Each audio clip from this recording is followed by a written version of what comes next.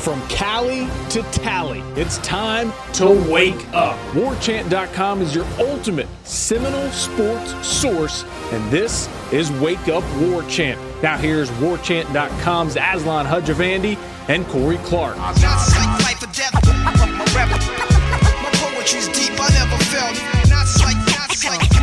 Wake up! Oh, National Signing Day. Used to be the best day of the year, but now it's kind of lost its luster. But it's all right. We're going to make up for it by bringing Corey Clark back into the fold. He's going to do all the talking today. I'll do most of the question asking and the listening. It's Wake Up War Chant again, folks. Use the promo code WarChant30 if you're not a member. This is a really good day to use it because, again, it's National Signing Day. We'll have Michael Langston on in the second segment of the day to give us the latest as we head into that. We taped it, obviously, as we do most shows, late at night, so some things might have happened between then and 6 a.m. or whenever you're listening to this, but it'll still be a good listen. Anywho, Corey, your triumphant return. Welcome back, friend. Thanks for having me back, man. I didn't know if I was off the show forever, if this was a trial run, or if I was actually going to be welcome back. Oh, stop it. Stop it. I wanted to make sure. It's crude. Well, what we're going to talk about? We're going to hammer out the second angle or the go 3D on the whole DeAndre Francois situation. No one wants to hear that. Did his girlfriend then say that she was hacked with her apology? Let's talk about that in the third segment. Let's talk about the Hoops program first, brother. Just kidding. We don't need to talk about that at all. It's a chaotic thing that will no longer be a part of Florida State Seminoles' lives. Yeah. Fans' lives, I mean. So I was doing the recruiting chat with Michael Langston last night and wasn't able to watch the first half. And I got to watch the second half of the Syracuse-Florida State game. Was not feeling very optimistic about that one going into it. I know Syracuse might not be vintage Boeheim orange, but it's still a tough place to play. And you saw things kind of get a little bit froggy there, I don't know, about 7-8 minutes into the second half where Syracuse pulled it within one. But good grief. I mean, just for Florida State to play the way they did, that sort of intensity, that sort of efficiency, they're pretty good, man. They're pretty good. Looks like they got that worst side of their system now. They're trucking along now. I like it. Well, Terrence Mann looks much more healthier than he has all year, although he did go down early in the second half. I think Kumaji stepped on him or something, but he had to be helped off the floor, and you're like, oh, no. But then he came back in. I think played like the last 13 minutes of the game. But, yeah, man, they when they shoot like that, they've won 4 in a row. In 3 of those games, they've hit double-digit threes. They were 10-22 against Clemson. They were 12-20 against Miami. And they're 11-22 against Syracuse on Tuesday night. When they do that, man, they can play with and beat anybody. Anybody. When they can hit shots with the way they defend, and I thought they defended really well on Tuesday night. Syracuse just has guys that can make plays, man. They made some crazy shots, but Florida State was all over the court, and I thought defended really well, passed the ball really well, had some really bad turnovers, but that's going to happen when you're sped up. And I thought the biggest thing, really, they made Syracuse come out of their zone. Syracuse doesn't like doing that, but they had to start pressing because Florida State wouldn't miss from 3. And, again, M.J. Walker, he hit his first 3 3-pointers, then really didn't do a whole lot the rest of the game, but that was a big deal. Hitting those 3 threes was a big deal. Fiondo was 4 for 4. Cabinelli was 4 for 4 from 3. That guy, every game it seems less and less likely that he will be an upperclassman at Florida State. He's just got everything. He's got the whole package. But, man, just a great win for them. Maybe their best win of the season, I think. When you consider they had a 22-point lead and it got trimmed down to 1 on the road in a tough place to play against a good team, and they still made the plays down the stretch and went right back on a 12-0 run to take control of the game. I thought that was their best win of the season from start to finish. Highly encouraging, man. Highly encouraging victory. I thought the cool aspect of that was the fact that, Boeheim was like down to they only had 1 timeout left. I think that was around the time they did pull within 1, but Florida State went like on a 7-0 run. And like he was just desperately trying to make it to the media timeout, like the under 8 timeout. And right. He couldn't even wait that long. Like he had to burn his last timeout in the game with, 7:40 or something left. And it was just like that just showed how overwhelmed they were from Florida State's play, which is crazy. No one would have expected that after a 1-4 start in ACC play, and here we are. Look at them, above 500 and trucking along, like I said, man. Yeah, it's Boeheim said after the game that he thinks this Florida State team is better than last year's Florida State team. I think a lot of that might be true, and if it is, it has a lot to do with Cabangeli. He's just they didn't have an NBA player on their roster last year. Now they do. I guess Cabangeli was on the roster, but you know what I mean. He wasn't a big part of the team, especially in the regular season. And, Trent Forrest, it's still a grind with that guy, man. He's still not going to be Trent Forrest, but even 70% or whatever he is of Trent Forrest was really good against Syracuse. He only had 2 points, but he had 10 assists. He had 4 rebounds, 3 steals. Really, and if he was normal Trent Forrest, they might have gotten the lead up to 35 at half, because once they made Syracuse start pressing, Trent Forrest was breaking the press and getting in 2-on-1 situations, but he's not quite as athletic as he has been because of the injury, and he wasn't able to finish or make the right, necessarily make the right play. But overall, man, he played well. Gray gave him minutes. Kofor, I thought, was really good in the second half. Mann was, for a long stretch, the best player on the floor. And then Cabangeli, again, 4-4 from 3. That guy just, there's nothing he can't do. He's a good defender. He's a good rebounder. He scores at the rim. He can hit threes. Pretty good free throw shooter and really competitive. So, 4 in a row. Big game against Louisville on Saturday. And Louisville's good too. But if you win that game, which is an if, that's not a guarantee. They lost to Louisville at home last year. Well, you've got 5 wins in a row with Wake Forest coming in the middle of next week. And then all of a sudden now you're looking at a 6-game winning streak. That's impressive. And then you're going to Georgia Tech and Clemson, where you hope you'd win one of those two. Now all of a sudden you're looking at maybe you can get to 10 or 11 conference wins, get a bye in the tournament, maybe a double bye, and you're helping your NCAA tournament seeding. I just think, I didn't think I'll be honest with you, I didn't think they had much of a chance against Syracuse. I just thought they're so long, and if Florida State doesn't shoot well, they would have really no chance. But they did. They shot well, and they did well. They made good passes underneath and got dunks. They really did well against the zone. It was the press and just sloppy turnovers that hurt them. But yeah, man, here they are. They're 17-5, and they after the BC game, we were worried about everything, and they really did turn it around. It's crazy, man. Win on the road too. Am I right, Aslan? Win on the road is a big deal. 80-62 win again for Florida State, taking down Syracuse. They'll be back at home, like Corey said, against Louisville on Saturday. Man, I didn't even think about that. I didn't look that far ahead, man. The most important game is the next game on the schedule. I didn't look ahead to the fact they got Wake coming to town either. So this could be huge. Like you said, it's crazy because after that third straight loss, there's you weren't panicking because that's not what you do. But Right. there's a lot of animus going through the message boards about Ham and what's going on, and here we go again, and to stem the tide and get some quality wins over good opponents. Hey, man, I'm excited, man. I think we're going to be back on the road come March, man. We'll be somewhere fun. I think Jacksonville's going to be hosting a regional or whatever they call it, opening round stuff, so maybe we'll end up going there. We could just mosey on over to Jacksonville. That would be that'd be a nice little trip for a couple days. I think the only bad loss they've had really is the Boston College loss.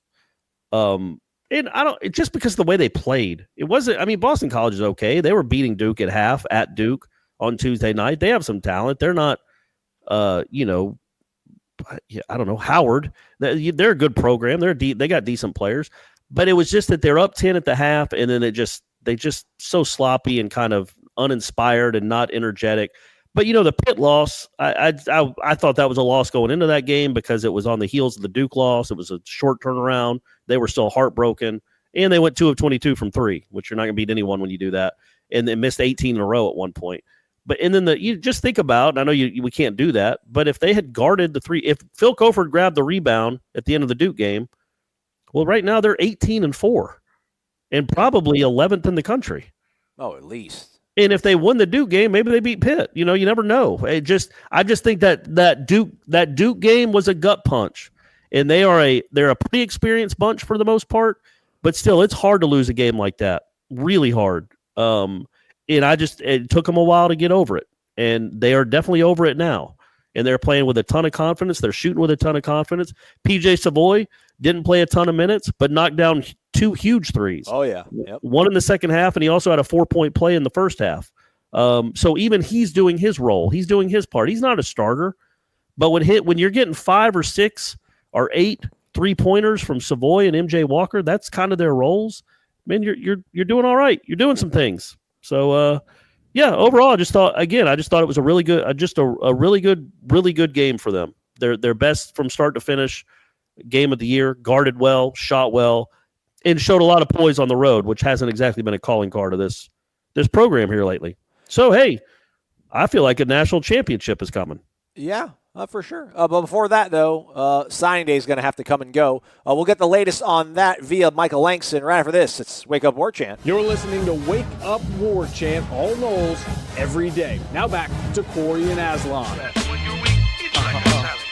Check. Look, if I shoot you, I'm brainless. But if you shoot All right, welcome back, folks. Let's bring Michael Langston in now, as publicized, as advertised. Michael, I think I've probably spoke to you, or you spoke to me more than you spoke to your own wife. I've spoke to you more than I've spoke to my girlfriend this week, man. But it's almost over, man. Let's get it done, right?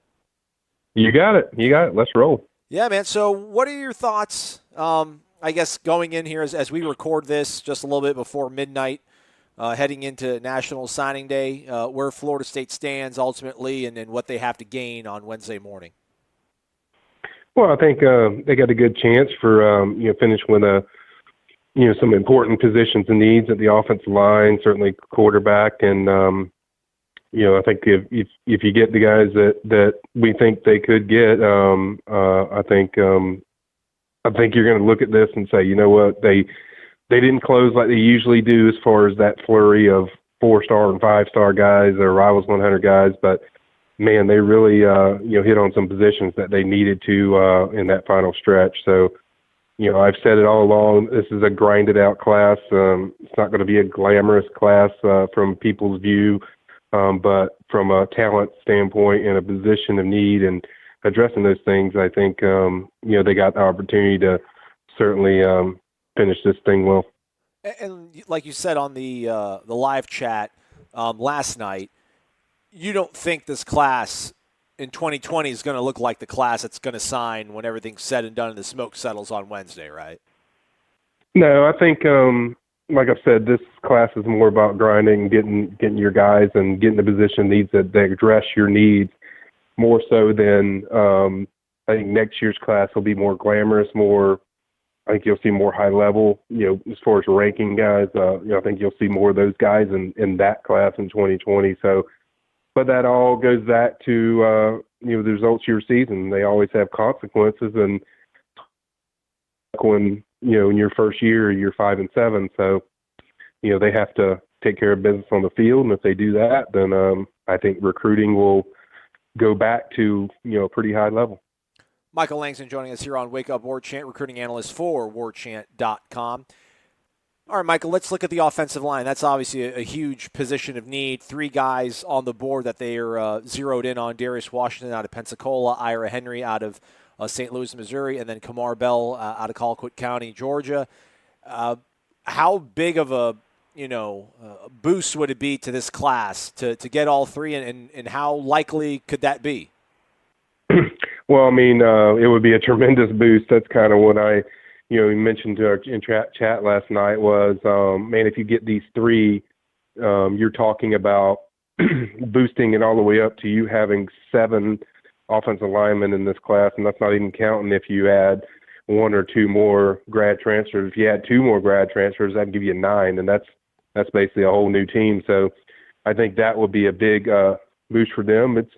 There's several close battles in there. I think the one that's I'm comfortable enough, certainly feeling pretty confident with, is Darius Washington out of Pensacola. I think he's wanted to be at FSU. I think when he announces on, in the morning, I think it'll probably be good news for FSU. So I think good chance there. I think I'm slightly leaning towards FSU on both Ira Henry and Kamar Bell. I think more so confident with Ira Henry, but with Kamar Bell, you could tell his mom wants him closer to home, so that could play into it when it's decision time and tomorrow on Wednesday morning, and that could win out. But I hear it's really close, could go either way. But I would side a little bit more towards FSU based on what I heard throughout the day. And it sure be nice if those big old lineman, developed and then ended up blocking for a high-caliber quarterback. John Reese Plumlee committed to Ole Miss on Monday, so there's only one quarterback, at least in the prep market, that's out there and play for Florida State, and that's Lance Legendre out of Louisiana, out of New Orleans. It feels like Florida State probably has gone all in on him when it comes to getting a prep quarterback, and Maryland is obviously in the conversation with him, but boy, it'd be hard to imagine him picking Maryland over Florida State come Wednesday. Yeah, it would be a surprise if he picked anybody but FSU. We haven't really heard a lot of feedback on that Maryland visit. Can never count out Mike Locksley. He's a great recruiter, but just seems like with Lance, he's kind of been focused on FSU for a while. They've been recruiting him the longest. Has a good relationship, it seems, with a lot of the staff, and seems like he connected well with Kendall Briles, the offensive coordinator. So yeah, it would be a surprise if they didn't get him, but I think they look good there. And finally, man, it's always weird when we're sitting here and gnashing teeth and holding our breath, crossing our fingers about a kid who's been committed for such a long time, has been such an instrumental part of helping recruit other kids to the program. But Nick Cross out of DeMatha High School in Maryland, or I don't know, maybe D.C., it's been kind of, Penn State's been kind of nudging in there. You've mentioned, obviously, the dynamics in play with, family perhaps wanting him elsewhere. What's your I guess your last read on him as we approach that fateful signing day period? Whew, there's a lot of dynamics to cover with that. And, it's talking to Adam Friedman, he put a good update on Tuesday night, just basically saying they're supposed to have a decision by 10 o'clock tomorrow morning. Seems, and from his side, that the two sides are still discussing. They haven't really got to a comfortable place yet. I mean, I think it's clear Nick wants FSU, and the parents seem to prefer, Penn State. Friedman kind of indicated that, maybe there's a compromise. I haven't heard anything about that stuff, but I think I'll say what I've said before is, as long as his parents don't tell him, like, you cannot sign there, I just think he's going to stick with FSU based on what I got. But this thing is so close, because we don't know the ultimatums, if there's ultimatums like you can't sign there, or we don't know how lenient they are with the process. And if they're lenient, then I think he'll be at FSU. If they're not, then there's a chance he could end up at Penn State or Maryland. So it's just it's one of those things where we have to make a gut call on what we know. I talked to my Georgia source, and I know Nick Cross has informed Georgia that he's told them that he's going to stay at FSU. But once again, that's from Nick's side of view. We don't know the parent side of view and kind of the dynamics there. So something we'll have to wait and see. We're going to be monitoring all day. It's going to be the most popular story probably around FSU recruiting. So, just have to wait and see. I guess gut call me and say it's 50-50, but I would lean towards him sticking with FSU. You mentioned talking to Adam Friedman from Rivals.com and maybe talks of a compromise. I mean, what's that about? Would like Nick wants to go to Penn State, but he'll end up going to Maryland instead of going to Florida State? Like, is there like a middle ground between him and his parents? Well, I think that would probably be the middle ground, because his former coach, Elijah Brooks, who's the head coach at DeMatha, he coaches he's assistant coach now, added to the Maryland staff. Now, we don't know if Nick will be comfortable with that, that kind of what it falls into. And, we didn't really hear a lot about that Maryland visit except that he had fun and stuff. So that might be it, compromise. But I think everything's on the table with FSU, from Penn State to, Maryland. I think it just comes down to, what the parents are lenient towards. If they're just adamant they don't want him signing, then, yeah, it probably not going to look good for FSU. But I think if they're lenient in any possible way, I think he will pick FSU. And that's what we'll find out tomorrow, and we'll get those answers tomorrow, whatever we do. And I haven't even heard there's a time set for when he's signing or announcing, because I'd heard that DeMatha has a thing at 2:30, but he wasn't on that list yet. So I think tomorrow morning or Wednesday morning at 10 a.m. we'll probably have some more answers on that. But just kind of a fluid situation that's it depends on the parents and the parents' leniency on the decision. Well, man, like you said, we will find out soon enough. I'd say go get some sleep, but you're going to probably only be able to get like a nap in. We'll be at it. Be sure to tune in to YouTube Live. If you're a member of WarChant.com, the link will be posted for you and you only on the premium recruiting board. Michael and myself will be doing live updates, video-wise, 9 a.m., 10:30 a.m., and then noon. Meanwhile, the chat will be going on YouTube starting at 8 o'clock on Wednesday morning. So if you're listening to this, after you're done listening to the podcast, hop into the chat and all that kind of good stuff. Michael, thanks for everything, man. We'll probably end up catching up with you again tomorrow, and then we can finally put this to bed and start talking about that 2020 hot board, all right? You got it, man. All right, man. That's Michael Langston with WarChant.com. We're going to step aside. Myself and Corey will wrap things up right after this. You're listening to Wake Up War Chant low-carb beer for the Seminole soul. Back to Aslan and Corey.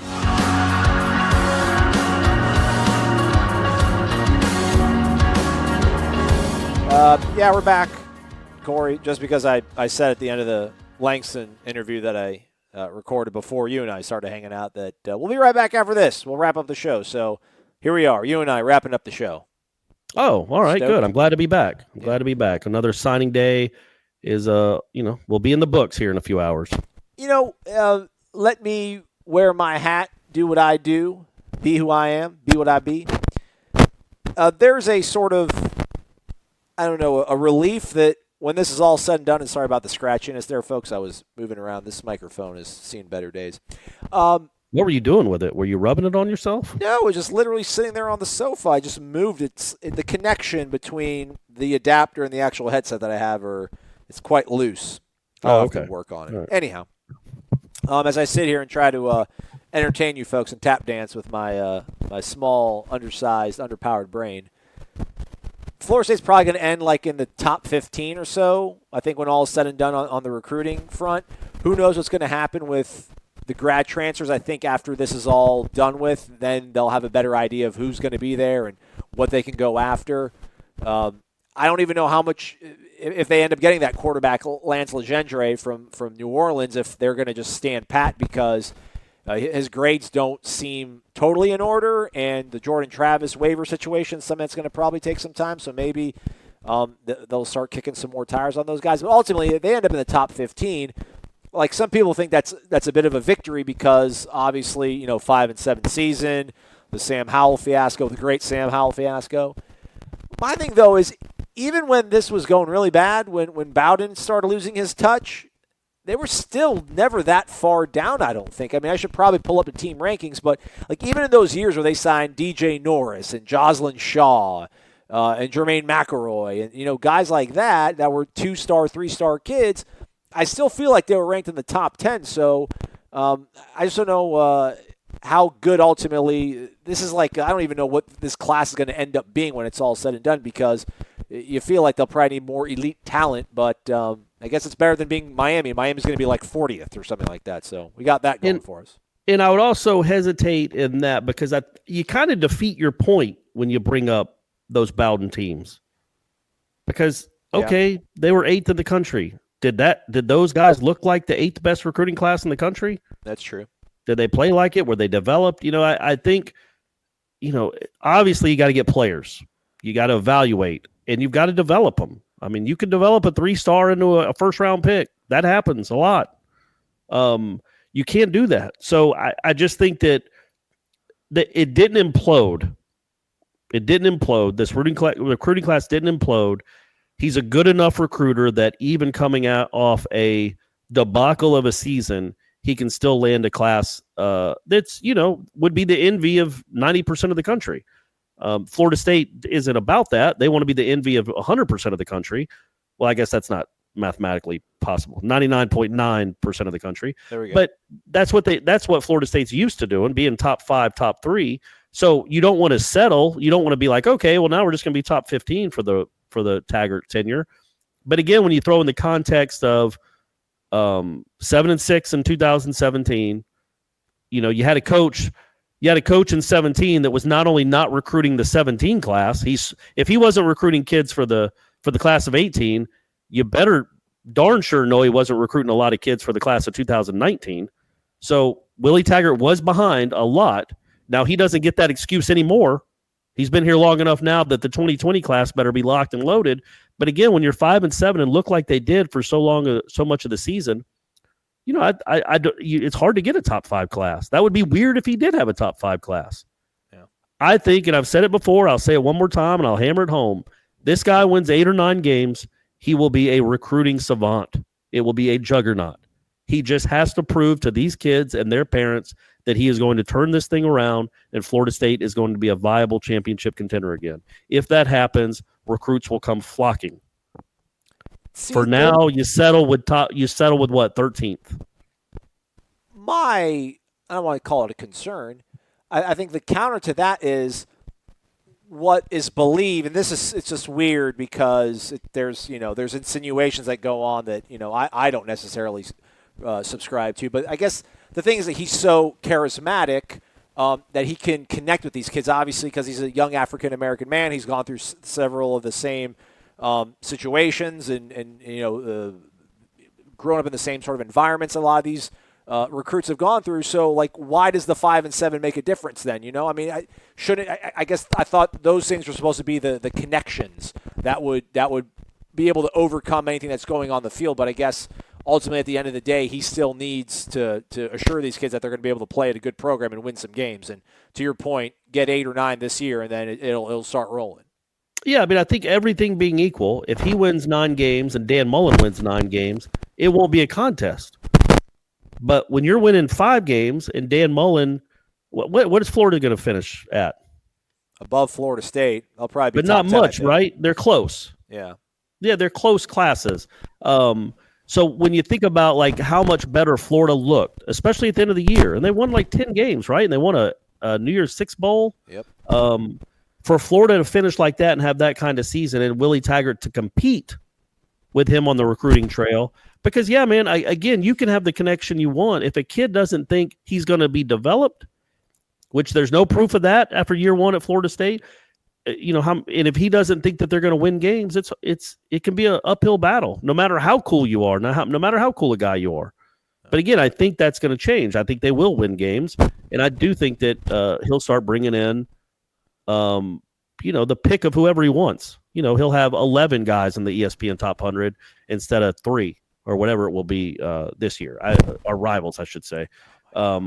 Rivals 150, right? Don't we go to 150? Yeah. Golly, why is this microphone being so dumb? I can't even move. It's ridiculous, Aslan. I'm tired of hearing it. All right. I think it's fixed now. All right. Let's land this plane real quick, Corey. This is the 2004 Florida State recruiting class. I'm gonna read off every single one, every person's name. Okay, and I'm going to say bust or superstar. I wish you would, but don't do that. That'll hurt people's feelings. The 2004 class, do you want me to give you the stars or should I just say the names? You say the name, I'll tell you the stars. There's so many kids, though. We'll be here forever. Don't you want to go to bed? Well, why 2004? Just the 15-year anniversary? Well, no, there's a point I'm going to try to make. Okay, this is what I'll say. I'm going to list off all the kids' names, and then I'll get to my point. Okay. Joe Manning, Tony Carter, Darius McClure, Barry Wright, Emmanuel Dunbar, J.R. Bryant, Rodney Gallen, Jay Thaxton, Lawrence Timmons, Kenny Ingram, Aaron Jones, Dumaka Atkins, Jeff Bernard, Kenny O'Neill, Xavier Lee, Trevor Ford, Joe Surratt, Cornelius Lewis, Gary Sismesa, Dakota Fagg, Drew Weatherford, Greg Carr, Jamal Edwards, Jackie Claude, Lamar Lewis, and Jonathan Warren.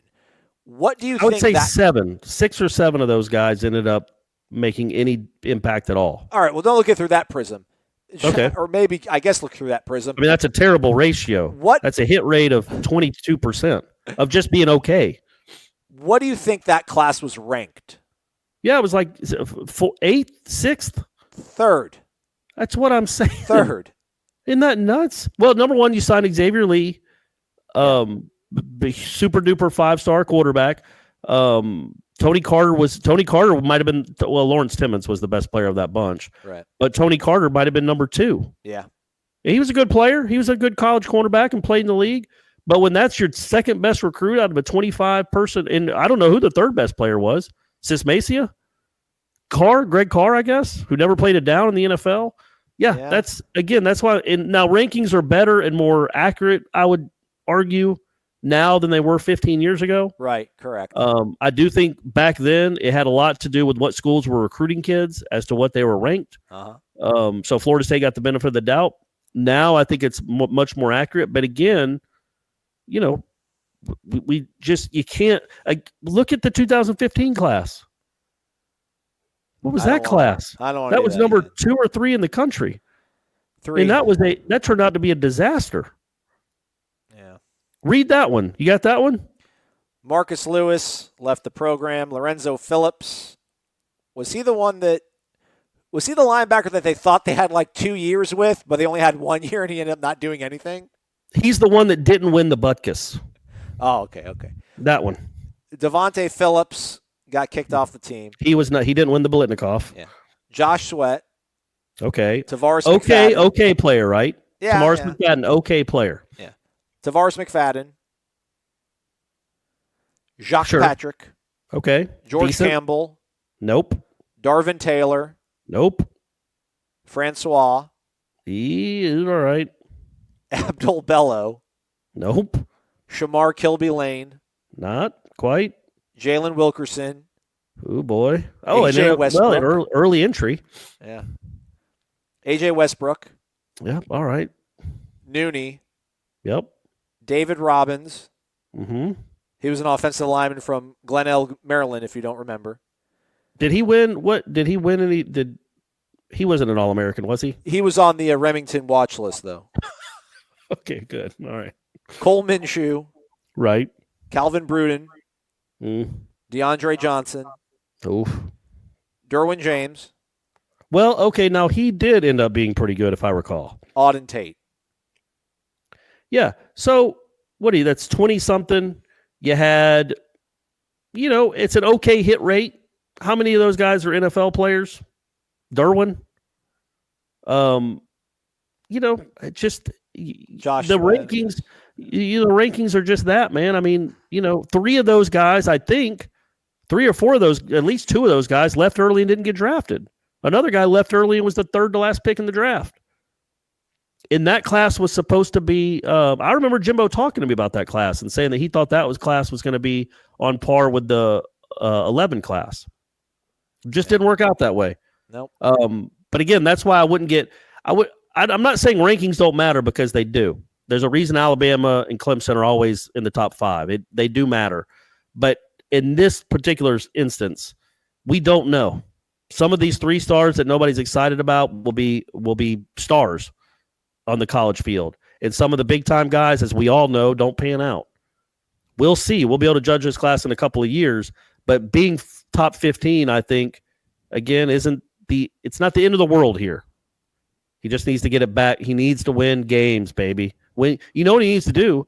He needs to win. He needs to be a lot like Leonard Hamilton. Win some games. Win games. Yeah. By the way, on Monday morning, that kid from Atlanta, the number 1 player in the country, is committing to someone, and he's on his official visit to Florida State this weekend. Ooh. Anthony Edwards, the 6'4" shooting guard. Yes.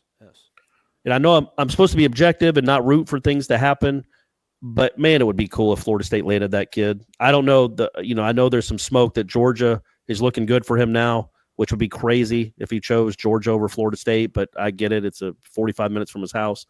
But man, wouldn't it be cool for Leonard to land a kid like that? As long as he doesn't go to Duke. I think Duke's out. I think it's Florida State, Georgia, and Kentucky. One of these is not like the other. And exactly. But Georgia's at least his hometown team. Right. But yeah, that would be, man, it would just be really cool. But if Florida State fans, I don't know if I'd get your hopes up just because you don't want to get crushed. But he will be if you're going to the game on Saturday, he is supposed to be there. He's going to be on his official visit, and then he's announcing the morning he gets back from his official visit. So I don't know if that's good news or not, but it would just be cool for the staff and for the program, quite frankly, to get a player like that. That'd be a really neat pull for old Leonard. And then you get Fiondu to come back for his junior year. All of a sudden, you're the number 3 team in the country in the preseason. Yeah. We don't even care about football. That one class I did mention was actually ranked 21st. Which one? 2003. The one that had Dakota Fagg and DJ Norris, those kids. That was it was Cromartie and Ernie Sims, right? Yeah, correct. And, yeah, but that's all. Yeah, that was like Jocelyn Shaw and people like that, right? Oh yeah. That was kind of the sign that things weren't that, and that was also Zook. Like that was the Zook effect, right? Like Zook just cleaned them out, just killed them in recruiting. And Urban Meyer won championships with his guys a few years later, but that was a tough deal because there's really no reason in 2002, 2003, Florida would be the number 1 class and Florida State would be 21. But hey, we're not there yet, man. We're not there. Florida's going to be 12th, Florida State 15th, 14th. You're competing with those guys. You just got to go beat them in Gainesville next year. Yeah. Then they'll all come flooding to Tallahassee. So are they going to get the quarterback? Probably, but we don't know if he's going to make grades. It's tough to get a little momentum around Florida State these days. It's like that Friday bit. You always got Kool-Aid, no sugar. That's my Chris Tucker impression. Not everything fits right now. It's hard to get a lot of momentum going for this program. What are we going to ask Willie besides recruiting? I mean, we're going to ask about DeAndre, I guess, right? Yeah, I'm sure he will be how he was. I don't know if he'll answer it. He says, I'm sure he'll say, I just want to talk about the players that committed. So we'll see how willing he is to talk about it. But yeah, I'm sure he will be asked. I would like to know, like, when did he decide he was going to do that? Was it a hard decision? And I would like to ask him, maybe not in that setting, but somewhere along the line, like, what do you think about your players tweeting free 12? Yeah. Because that seems like it's kind of telling you publicly that they don't agree with your decision, which isn't a great look. I mean, I think it's just kids being kids, and that's how they tweet these days. Everything's free something, but, that's 20-year-olds not thinking before they hit send. Free Bootsy. Yeah, all that stuff. I mean, they've grown up with free this and free that. But look, the thing about it, the ironic part of it is he is free to go anywhere. I saw somebody reply to one of those free 12 things like, yeah, he's free. He's as free as and they use the bird emoji. Right. Yeah. Go, like, yeah, man. Go anywhere you want, man. Go play in the NFL. Go play for 50 years in the NFL. All right, man. We're done, folks. We will do a show again tomorrow. It'll probably be Renegade Express. Leave your questions on the Tribal Council. We'll also have a wrap-up from Michael Langston on what you need to know about what went down on signing day. Thanks for listening, everybody. It's Corey Maslon. We'll catch up with you later. That made no sense. Say bye, Corey. I love you. WarChant.com is the ultimate inside source for FSU football and recruiting. And now you can get in on the action for free for an entire month. WarChant.com is offering a risk-free 30-day trial subscription. Get full access to the #1 website covering the Seminoles just by entering the promo code WarChant30. That's WarChant30. Sign up and get in on the world's most active FSU message boards. Receive breaking news, stories from our award-winning staff, plus get exclusive interviews and videos. Just enter the promo code WarChant30. WarChant.com, your ultimate Seminole sports source.